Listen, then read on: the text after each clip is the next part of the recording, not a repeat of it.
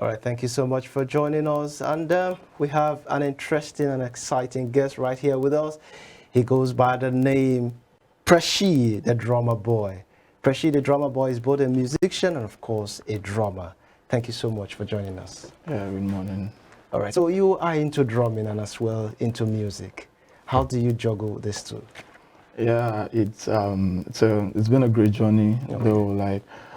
Though I actually started drumming, I think drumming actually brought me into music officially, and due to the kind of the kind of clique I found myself around, like I had to tap into the vibe. But the main thing is actually the drumming. So your trademark is the drumming? Yeah, it's just the drumming. Okay. And there is no way you can actually be a drummer without being having basic knowledge of music generally and all. Good. So what was the drive? What inspired you to go into drumming?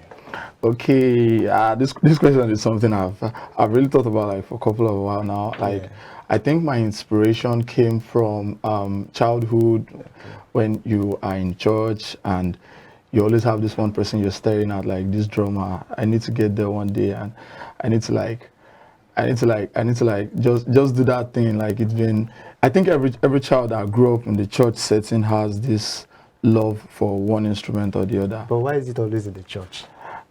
I think that was the first place we found music. That was the first way we found sound. And, you know, there is no way in an African setting, like an African parent, most especially Nigerian parents, you would definitely go to church. But then the support system, let's talk about that. Did they really encourage you? I'm talking about your family. Did they really encourage you to go into drumming? Why not other, creative art? Why drumming? Okay, basically from the family part, I think I was being brought up in this family that you have every privilege to do whatever you want. Okay. But the only thing I just got was, okay, yeah, the parental guidance and all, like, okay, are you really interested in this? Do you really want to go into this? But basically, I think, yeah, I would say I got the support from my family, but yeah, I got the support from my family. Nice one. Now, let's talk about the industry. You know how competitive it is, especially for persons who need to be right there. They need to up their game. And considering the fact that you are someone of a special need and then doing something really good, how were you able to, put this together, considering how competitive the industry is? And are you getting some sort of encouragement? Are you getting some sort of acceptance from your target audience? What is it like? Okay, I'll start from the, attention and all that. I think you only face competition when you see yourself competing with anybody. But yeah, definitely the industry is actually full of competitions and all that. But one of the things that actually helped me so far was the fact that I saw competition as a drive. I saw competition as this motive to actually achieve my goal. So I probably feel me going into a competition with any other drummer out there, it's like, okay, me trying to build up a sound like someone else. But I actually try to like get my own sound. Like, my own sound is actually very, very different from any other drummer out there. So I don't think I'm actually seeing the market like, yes, this full competition and all that. I do my thing and I'm different in what I'm actually having my own different pattern in what I do. And yeah, it's actually it's just the vibe. Okay, I like that fact where you say you see competition as a drive. To some persons, it's a different ball game. Yeah. Right. So now, who are those that you see as a competition to you, but at the same time a drive? I'm talking about role models in the industry. Okay. Basically, yeah, everyone has a mentor in the industry, but basically my mentors happen to be my guys. The guys I actually go with. And are they your childhood friends or those in the industry? I wouldn't say they were my childhood friends, and at the same time I would say they were my childhood friend. But it actually came up in this situation where, you are this isolated guy just on your own, and you're looking up to these people like, damn, these guys are doing great things. These guys are actually doing things that are actually making more sense. And I started from getting cool with them, being among them, making them my friends, and I think that's all the drive, that's all the motivation I ever wanted in my whole life, because these guys are how will I put it, these guys actually see me even when I don't see myself. You understand? These guys make me understand that, okay, yes, this thing, you're not on the same range with us. You actually have an upper hand, you actually have this upper ranking, and make use of it. Like, these guys brought me out. You understand? It was like a whole journey of I was just there doing my own thing. These guys keep giving me that drive. Like, no, you can't just be there like a normal drummer waiting for gig and all that. You should have to scale up. Yeah, you should be like an artistic drummer. Like, okay, yeah, you do your own thing. Don't settle for less. Let me just put it that way. But it was a whole big drive. All right. So talking about your brand, right? How's the acceptance been? Yeah, talking about my brand. Because you're quite unique. Regardless of your disabilities, you're quite unique. Yeah. So how's it been thus far? Talking about my brand, yeah, PreshyDDrummerBoi brand I've experienced love. One, that's the main thing. That's the main important thing. I've experienced love apart from family. I would say most of my fan base are not even from my family. Like I said, I give this kudos to people I was very lucky to associate myself with this set of people that they were so able to see what I'm not even seeing at all. Like the good part of it. So they are always there. They will always let me understand, like, okay, yeah, this content you just dropped now is actually making sense. Okay, yeah, your performance. That's why there is no performance I go for. They're always there, like they're always behind the scene. Yeah, we have this drive, like, okay, yeah, you did this thing, like you killed the show. At the same time, when we get back to our corner, they'll still make me understand, like, bro, you've not been working, you've not been rehearsing, like there was a whole lot of fluff, and that I think that's all I need from my fans, that's all I need from my family, that's all I need from my friends. So what sets you apart from the pack? What makes you unique? What makes you stand out from the rest of the drummers? Okay, yeah, most people are actually expecting me to say my hand set my part from the past, but I think it's to me, I would just say I actually took up this unique part. And most people call it disability, but I myself, I believe disability comes from the mind and whatever you accept. If you accept the fact that you are disabled, then you are disabled. I was actually having a conversation with someone one time, and I was like, okay, if you say someone like me is disabled, then you putting on glasses, like normal you on recommended glasses, then you're disabled too. So I think disability is all about your acceptance. Yeah, there's no difference between you and every other person on the street begging, but they accepted that life to be disabled. I like that part. So I like that I think on the aspect of that part, what set my part, I think it's because I never saw myself to be what people feel I should be. Don't you think you're a threat to those who are physically able doing the same craft? Yeah, because you're coming to share the same space with them, coming to share the same market share with them. So what do you think about that? Yeah, calling me a threat. I think that sounds interesting. Aren't you seeing it from that angle? Yeah, I think that sounds interesting. But if to me, I don't see myself as a threat. Well, we're not go grill. I don't see myself as a threat. But if they see me as a threat, all right, I'm a threat. Oh, really?